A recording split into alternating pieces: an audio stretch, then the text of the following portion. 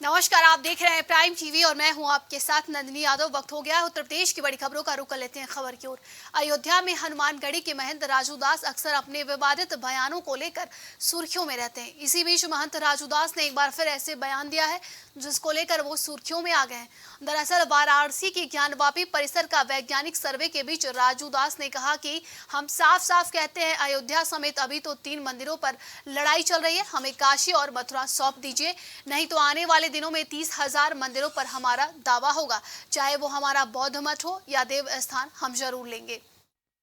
नमः पार्वती पते हर हर महादेव। ज्ञानवापी सर्वे चल रहा है बहुत तेजी से और उस सर्वे में मीडिया के द्वारा, वकीलों के द्वारा, पक्षकारों के द्वारा जो जानकारी हो रहा है, वहां पर अंदर तहखाने में 5 फीट की मूर्ति, वहां पर सनातन से जुड़ा हुआ कलाकृति, खंडित विखंडित मूर्ति मिलना पूछता हूं मैं मुस्लिम बुद्धिजीवी वर्ग के लोगों से, मैं पूछता हूं देश के समाज को बांटने वाले ओवैसी जैसे लोगों से, मैं पूछता हूं उन मुस्लिम संस्थानों से जो एक तरफ हिंदू मुस्लिम एकता की बात तो करते हैं, दूसरी तरफ यह बात करते हैं, गंगा जमुनी तहजीब की बात करते हैं, लेकिन तीसरी तरफ यह कहते हैं कि नहीं, हिंदुओं को अधिकार ही नहीं है, हिंदुओं को किसी भी प्रकार का कोई अधिकार नहीं है।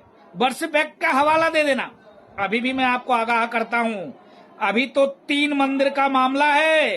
अयोध्या काम चल रहा है, काशी में मैं आपसे निवेदन कर रहा हूं आगे आइए, मथुरा में भी आप आगे आकर हमको सुपुर्द कर दीजिए, नहीं तो अभी 3 पर लड़ाई लड़ रहा हूं।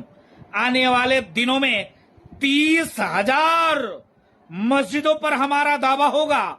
जहां देखो, जहां सिद्ध जगह था, चाहे हमारा बौद्ध मठ हो, चाहे सनातन से जुड़ा, चाहे हिंदू देवी देवताओं का मंदिर हो, सभी सनातनियों मंदिर को तोड़कर आपने मस्जिद बनाया है।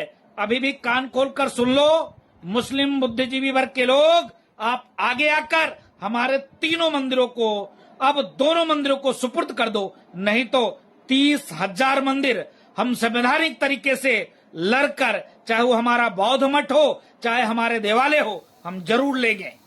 यूपी में कार्यवाहक डीजीपी को लेकर सरकार के खिलाफ एक याचिका दायर की गई थी, जिसे कोर्ट ने खारिज कर दिया है।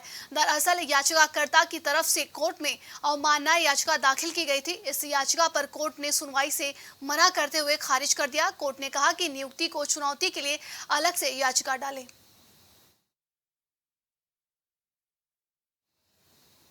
आगरा से बीजेपी सांसद रामशंकर कठेरिया की सजा पर रोक लग गई है। जिला जज की अदालत ने भाजपा सांसद के खिलाफ जारी आदेश को निलंबित कर दिया है। रामशंकर कठेरिया को एमपी एमएलए कोर्ट ने भाजपा सांसद के खिलाफ 12 साल पुराने केस में सजा का ऐलान किया था। भाजपा सांसद को 2 साल की सजा सुनाई गई। आईपीसी की धारा 147 और 323 के तहत सांसद को दोषी ठहराया गया था। समर्थकों ने आगरा स्थित आवास पर मिठाई बांटकर फैसले का स्वागत किया। इस तरह का डिसीजन 2 दिन पहले हुआ था लोअर कोर्ट में, उसका भी मैं हृदय से स्वागत किया था, क्योंकि मामला मेरे खिलाफ जो एफआईआर 2011 में हुई थी वो पूरी तरह से राजनीतिक दबाव में मेरे खिलाफ हुई थी। टोरंटो कंपनी में जो एक महिला का विषय था जो बिल्कुल प्रेस करती थी, गरीब थी, अपने बच्चों का पालन पोषण करती थी, उसका 1 लाख से अधिक बिल आने के कारण मैं उसके साथ ऑफिस गया और वो बिल का समाधान किया। मेरे द्वारा किसी तरह की कोई भी वहाँ पर इस तरह का कोई प्रसंग नहीं आया, शांतिपूर्वक समाधान। महाराजगंज में जिलाधिकारी सत्येंद्र कुमार जनता दर्शन और जन सुनवाई के बाद अपने कार्यालय से निकलकर क्षेत्र में जा रहे थे, तभी एक बुजुर्ग महिला फरियादी जो कि खड़े होने की स्थिति में नहीं थी, इस दौरान डीएम ने महिला को देखते ही पहले तो उसे खड़ा होकर बात करने के लिए निवेदन किया, लेकिन फरियादी के बैठे रहने पर खुद ही फर्श पर बैठ गए और प्रार्थना पत्र हाथों में लेकर पूरी बात सुनी।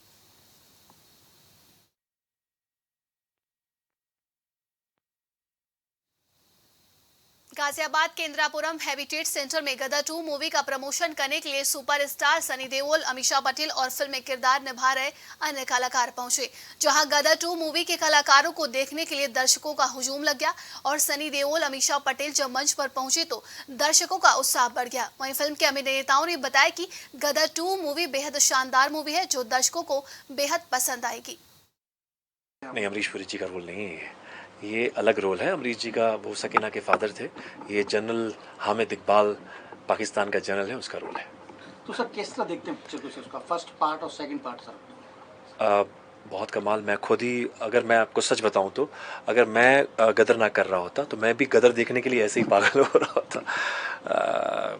एक नॉस्टैल्जिया है गदर, और गदर 2 अब और ज़्यादा एक्साइटमेंट वाली बात हो गई क्योंकि मैं भी इसमें हूँ। और जो आपकी पहली बात थी, मैं समझ गया था कि आप कहना चाह रहे थे कि विलन आप अमरीश जी की, जैसे देखिए मैं अमरीश जी को टच नहीं कर सकता, उनसे कंपेयर करना नहीं चाहिए।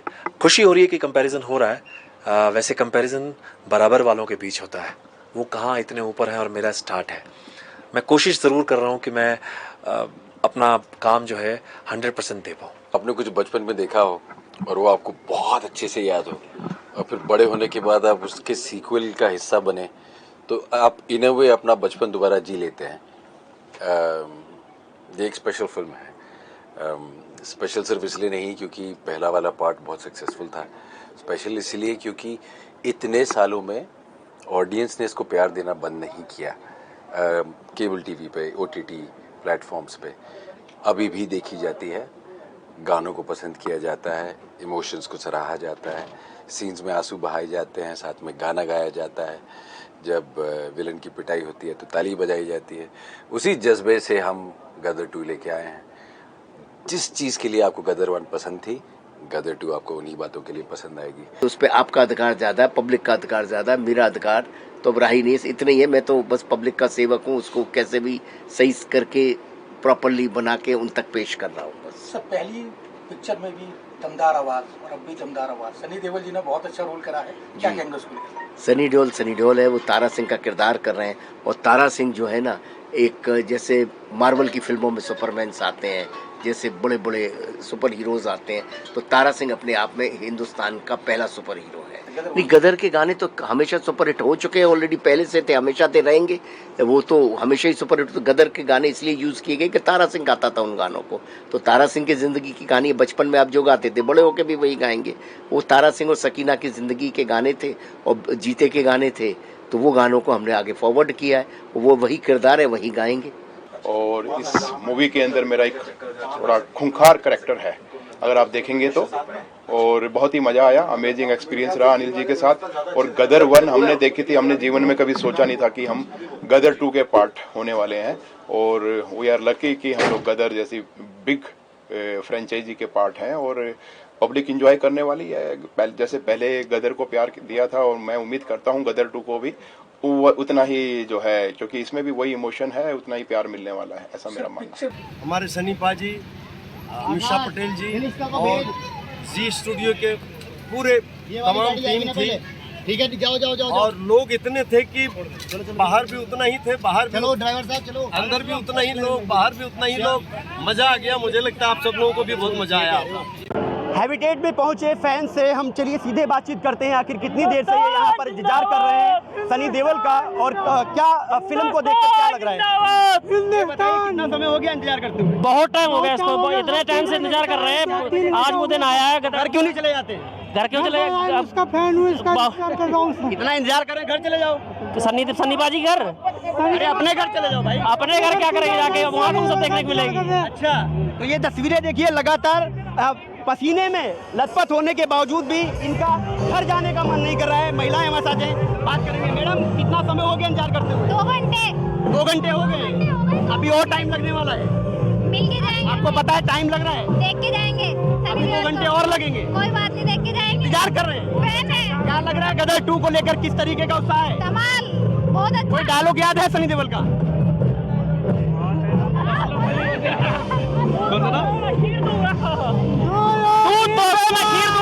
हिंदुस्तान जिंदाबाद था, जिंदाबाद है और जिंदाबाद रहेगा।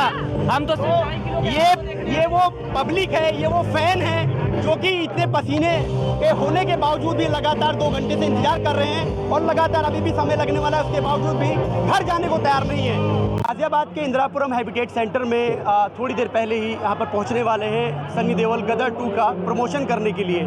आपको तस्वीरें दिखाना चाहूँगा, ये पीछे मेरे तस्वीरें देखिए, किस तरह से लोगों की जो भीड़ है यहाँ पर, किस तरह से यहाँ से बहुत ही ज़्यादा उमस होने के बावजूद भी लगातार जो फैंस हैं, सनी देओल के जो फैंस हैं खासतौर पर यहाँ पर उनका इंतजार कर रहे हैं। उनकी फिल्म का जो प्रमोशन होना है, साथ में अमीषा पटेल भी यहाँ मौजूद होंगी, साथ में सनी देओल भी यहाँ पर रहेंगे। तो कहीं ना कहीं पिक्चर का जो प्रमोशन है उससे पहले जिस तरह से गाजियाबाद के इंदिरापुरम में जो तस्वीरें हैं साफ तौर पर देख सकते हैं कि किस तरीके से सनी देओल की फैंस फॉलोइंग के चलते यहाँ पर किस तरीके से भीड़ उमड़ रही है। मेरे सीट पीछे देखिए किस तरीके से यहाँ पर वो स्टेज लगाया गया है, जहाँ पर थोड़ी देर पहले यहाँ पर पहुँचेंगे सनी देओल और यहाँ पर अपने जो फैंस हैं उनका अभिनंदन करेंगे, उनसे बात करेंगे और अपनी पिक्चर का जो प्रमोशन करने के लिए यहाँ पर आए हैं उसके बारे में बताएंगे। कहीं ना कहीं जो पिक्चर गदर 2 आने वाली है बहुत ही ज़बरदस्त होने वाली है, खासतौर पर क्योंकि ये जो भीड़ देख रहे हैं ये वो फैन है, ये वो पब्लिक है जो कि इतनी पसीने यानी उमस भरी गर्मी के बावजूद भी उनका लगातार यहाँ पिछले कई घंटों से इंतजार कर रहे हैं। हालांकि समय जो बताया गया था उसमें कहीं ना कहीं देरी होते हुए नज़र आ रही है, लेकिन जो फैंस की जो प्यार है गदर 2 को लेकर, क्योंकि गदर एक प्रेम कथा आई थी, उसके बाद ये सीक्वल दोबारा से गदर 2 का आ रहा है, उसको लेकर फैंस फॉलोइंग में काफ़ी उत्साह देखने को मिल रहा है। गाजियाबाद से प्राइम टीवी के लिए प्रवीण मिश्रा की रिपोर्ट।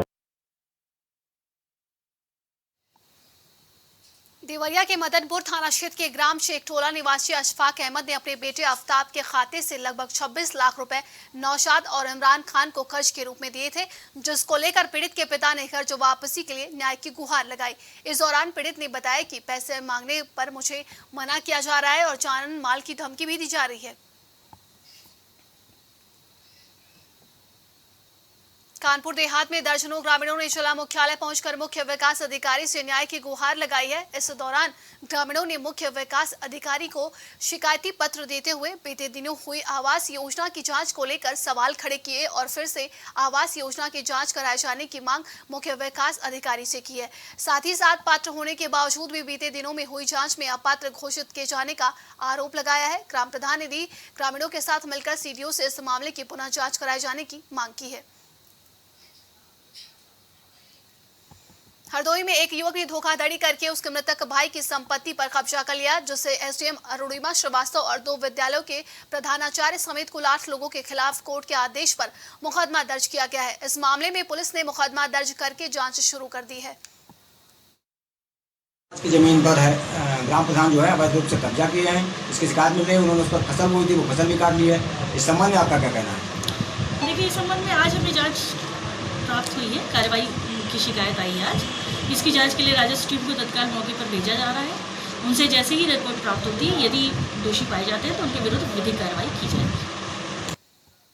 पीलीभीत में अंतर्राष्ट्रीय हिंदू परिषद राष्ट्रीय बजरंग दल के कार्यकर्ताओं ने बड़े हर्षोल्लास से बाइक से कांवड़ लेकर नेत्र थान मंदिर पहुंचे। प्रभारी विवेक मिश्र और पीलीभीत महामंत्री संजय मिश्रा के नेतृत्व में पूरनपुर के नीचे होटल से बाइक कांवड़ यात्रा ने प्रस्थान करते हुए धनारा घाट से कावड़ भर के त्रेतानाथ मंदिर पर चढ़ाई की, जिसमें संगठन के प्रभारी विवेक नाहिल ने बताया कि ज्ञानवापी मंदिर पर मुसलमानों ने कब्जा कर रखा है। इस दौरान निगरानी के लिए एसडीएम राजेश शुक्ला और पुलिस प्रशासन मौजूद रहे। राष्ट्रीय बजरंग दल पूरनपुर द्वारा आयोजित द्वितीय भव्य जलाभिषेक बाइक यात्रा है। आज इसमें समस्त रिकॉर्ड को ध्वस्त करते हुए लगभग 2500 बाइकें सम्मिलित हैं। 5000 से अधिक हिंदू जनमानस यह जलाभिषेक करने के लिए निकला है। धनारा घाट से जल उठा चुके हैं, त्रेतानाथ महादेव पर जाकर जलाभिषेक करेंगे। हमारा भोलेनाथ से निवेदन होने के साथ साथ सरकार से भी आग्रह है कि काशी विश्वनाथ के अंदर हमारे भोलेनाथ कैद हैं, उनको लंबे समय से पर बजू की गई। अब सब कुछ स्पष्ट हो चुका है। अब हमारा आग्रह है हमको विश्वेश्वर महादेव का जलाभिषेक करने की अनुमति प्रदान की जाए। तो बता दें कि बजरंग दल ने बाइक यात्रा निकाली और इसके बाद उन्होंने जलाभिषेक किया। बता दें कि एसडीएम राजेश शुक्ला वहां पर मौजूद हैं। बाइक कावड़ यात्रा निकाली गई है। खबर पीलीभीत से आपको बता रहे हैं।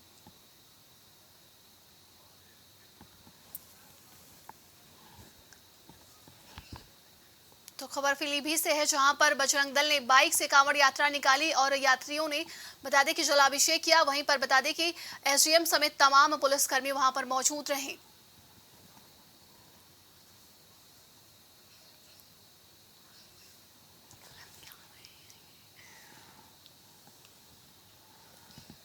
तो बता दें कि बाइक से 1500 यात्रियों ने कांवड़ यात्रा निकाला। तस्वीरों में आप सीधा तौर पर देख सकते हैं, हिंदू महासभा के लोगों ने कांवड़ यात्रा निकाला है बाइक से और उन्होंने कहा कि तमाम पुलिसकर्मी वहां पर मौजूद थे उनके सुरक्षा के तहत।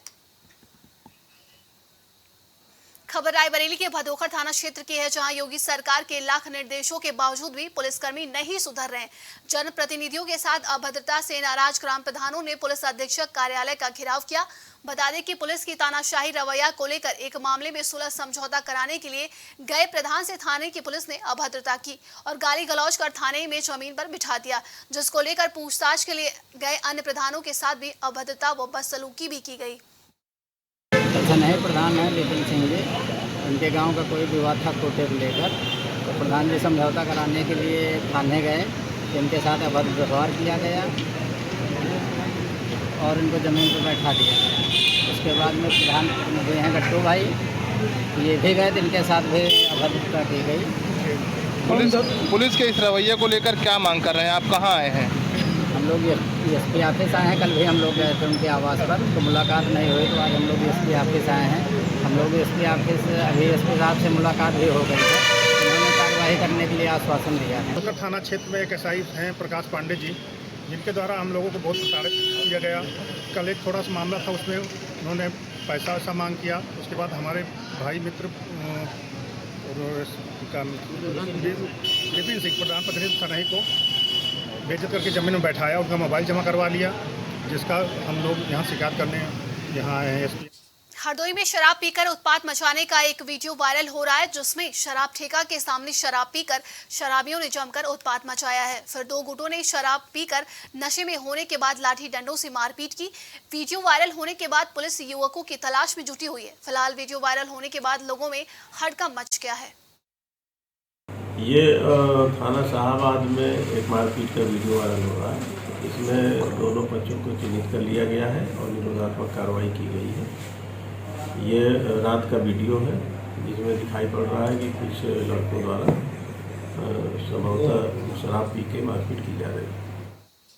कानपुर में एक पीड़िता ने थाने में तहरीर देते हुए बताया कि उसकी बेटी के साथ बुजुर्ग मकान मालिक ने गलत हरकत करने की कोशिश की। मीडिया से बातचीत के दौरान पीड़ित ने बताया कि उसकी बेटी उसे बाहर खेलने के लिए कहकर बाहर गई थी। वहीं पीड़ित ने पुलिस से मदद की गुहार लगाई है। मामला संज्ञान में आने के बाद पुलिस ने कार्रवाई करते हुए आरोपी को गिरफ्तार कर लिया है।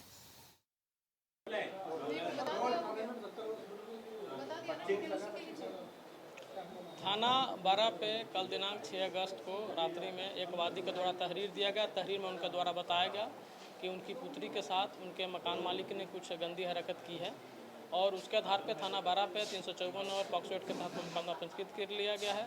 जो अभियुक्त है उसे गिरफ्तार कर लिया गया है। मेडिकल परीक्षण कराकर माननीय न्यायालय में उसे भेजा जा रहा है।